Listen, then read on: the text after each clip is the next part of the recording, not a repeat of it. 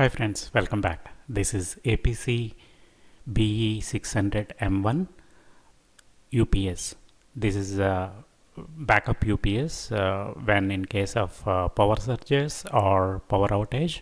It will help electronic gadgets to have very safe and secure health and power run. And it has got several plug points and one active USB port that can supply power, say NAS or network attached storage. So let's unbox it.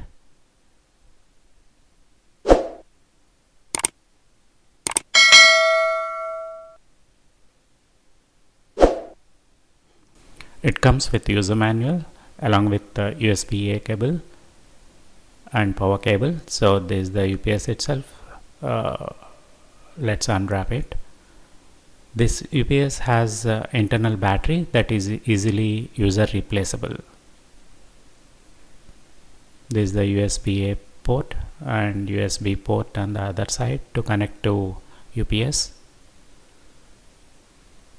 So there is an instruction to connect the internal battery first. It's delivered or shipped by disconnecting. It has got 1.5 ampere USB-A port. These are the sides and bottom of UPS itself, how it looks. This is how we open it, and can remove the battery and connect these ports for power to be supplied.